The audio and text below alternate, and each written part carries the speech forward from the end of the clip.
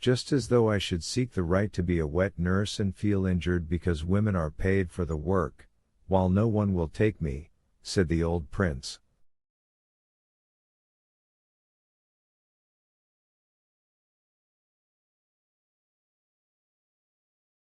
Turofson exploded in a loud roar of laughter, and Sergei Ivanovich regretted that he had not made this comparison.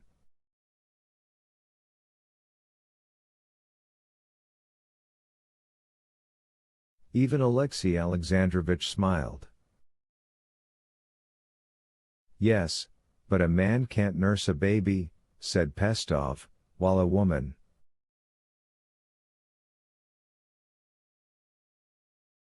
No, there was an Englishman who did suckle his baby on board ship, said the old prince, feeling this freedom in conversation permissible before his own daughters.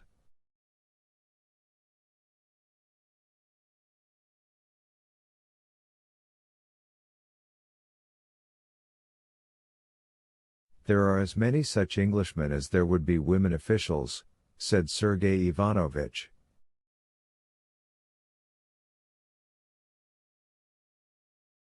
Yes, but what is a girl to do who has no family? Put in Stepan Arkadyevich, thinking of Masha Chibisova, whom he had had in his mind all along, in sympathizing with Pestov and supporting him.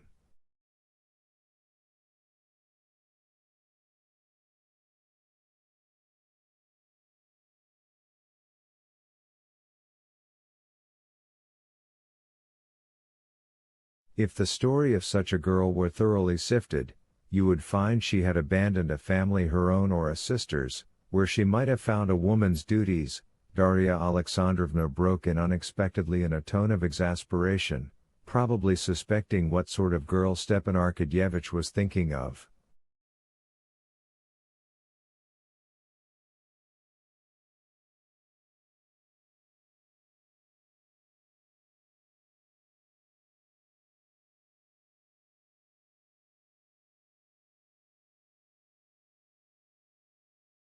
But we take our stand on principle as the ideal, replied Pestov in his mellow bass. Woman desires to have rights, to be independent, educated.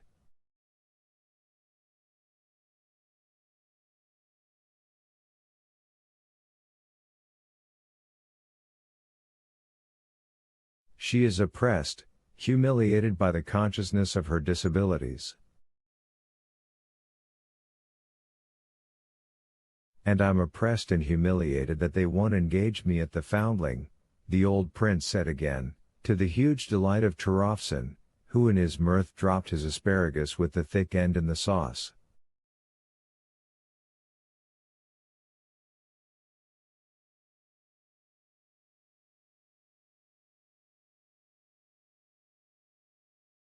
Chapter 11. Everyone took part in the conversation except Kitty and Levin. At first, when they were talking of the influence that one people has on another, there rose to Levin's mind what he had to say on the subject. But these ideas, once of such importance in his eyes, seemed to come into his brain as in a dream, and had now not the slightest interest for him.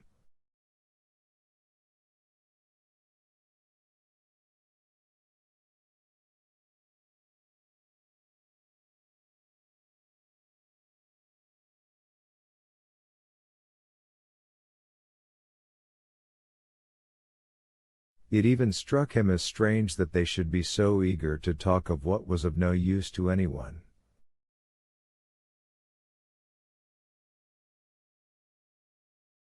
Kitty, too, should, one would have supposed, have been interested in what they were saying of the rights and education of women.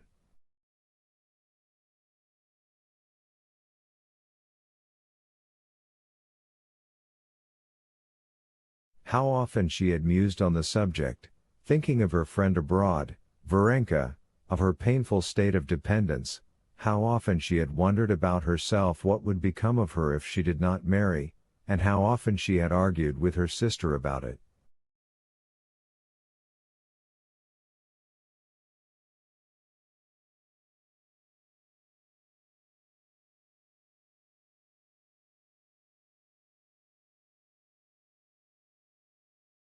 but it did not interest her at all.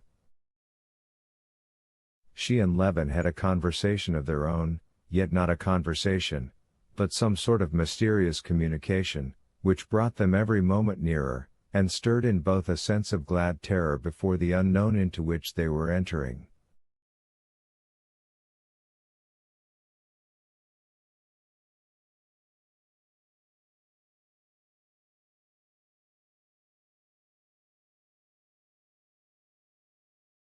At first Levin, in answer to Kitty's question how he could have seen her last year in the carriage, told her how he had been coming home from the mowing along the high road and had met her.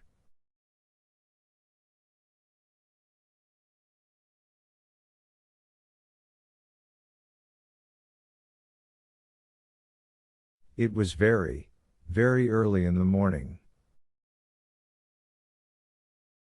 You were probably only just awake. Your mother was asleep in the corner. It was an exquisite morning. I was walking along wondering who it could be in a four in hand.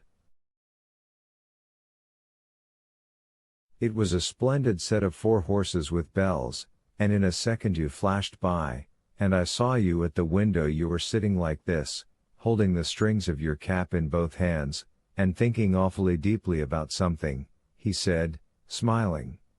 How I should like to know what you were thinking about then.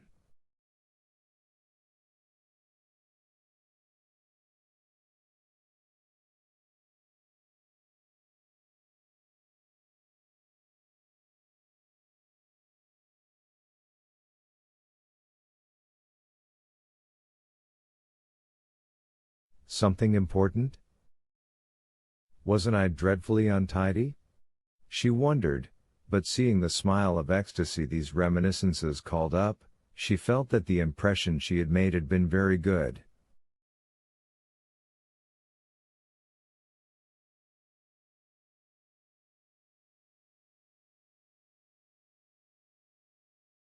She blushed and laughed with delight. Really, I don't remember. How nicely Turofson laughs, said Levin, admiring his moist eyes and shaking chest.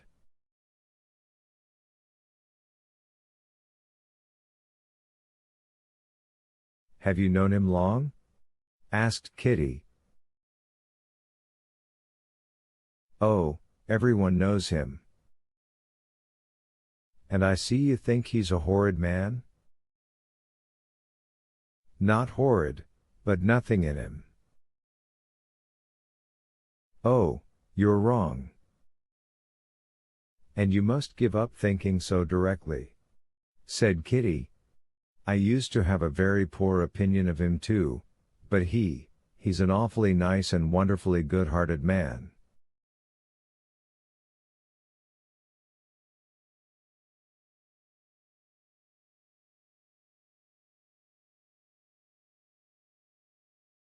He has a heart of gold.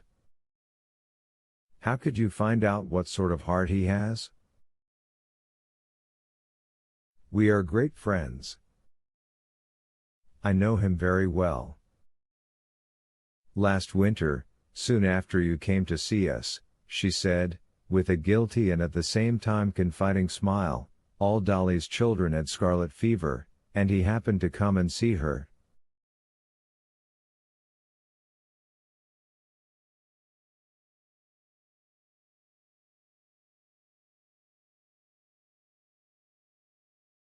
And only fancy, she said in a whisper, he felt so sorry for her that he stayed and began to help her look after the children.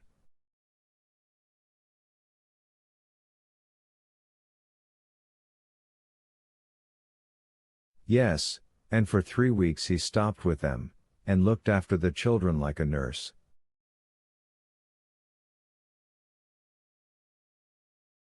I am telling Konstantin Dmitrovich about Turofson and the scarlet fever, she said, bending over to her sister.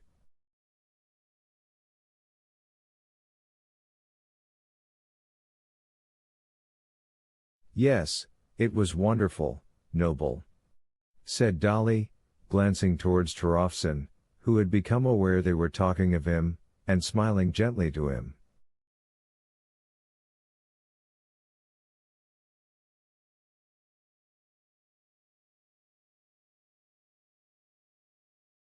Levin glanced once more at Turovtsin, and wondered how it was he had not realized all this man's goodness before.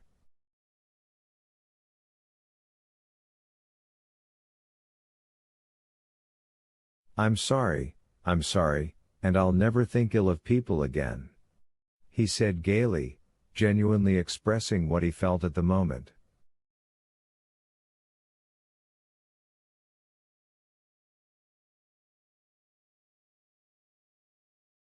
Chapter 12. Connected with the conversation that had sprung up on the rights of women, there were certain questions as to the inequality of rights in marriage improper to discuss before the ladies.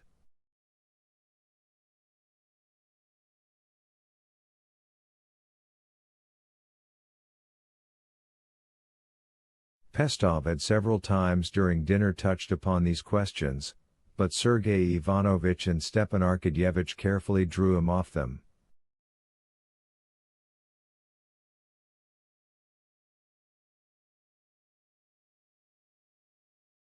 When they rose from the table and the ladies had gone out, Pestov did not follow them, but addressing Alexey Alexandrovich, began to expound the chief ground of inequality.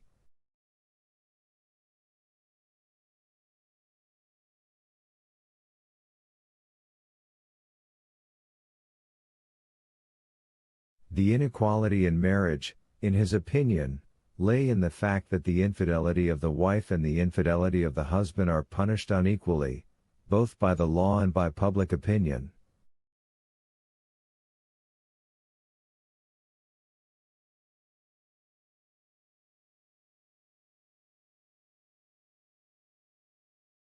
Stepan Arkadyevich went hurriedly up to Alexey Alexandrovich and offered him a cigar.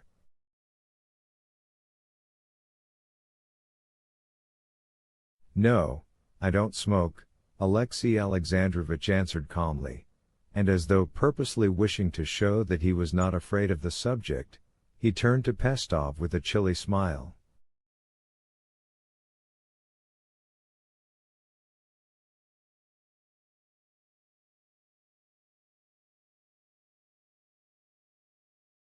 "I imagine that such a view has a foundation in the very nature of things," he said, and would have gone on to the drawing room. But at this point Turovtsin broke suddenly and unexpectedly into the conversation, addressing Alexey Alexandrovich.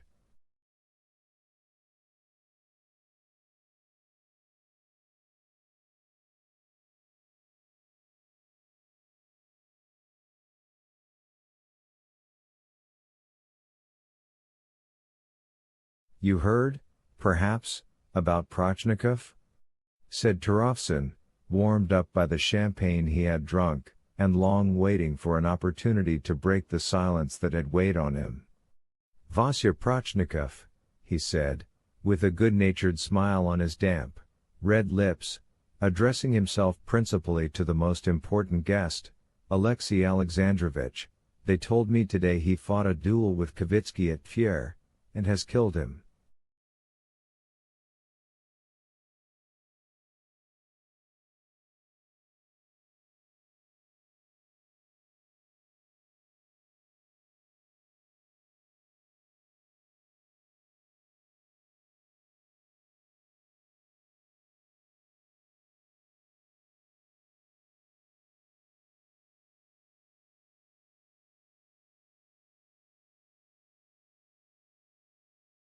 Just as it always seems that one bruises oneself on a sore place, so Stepan Arkadyevich felt now that the conversation would by ill luck fall every moment on Alexey Alexandrovich's sore spot.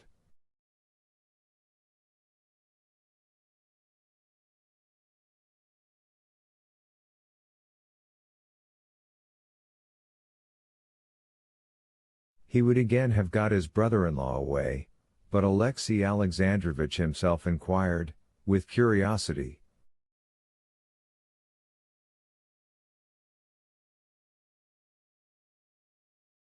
"What did Prochnikov fight about?"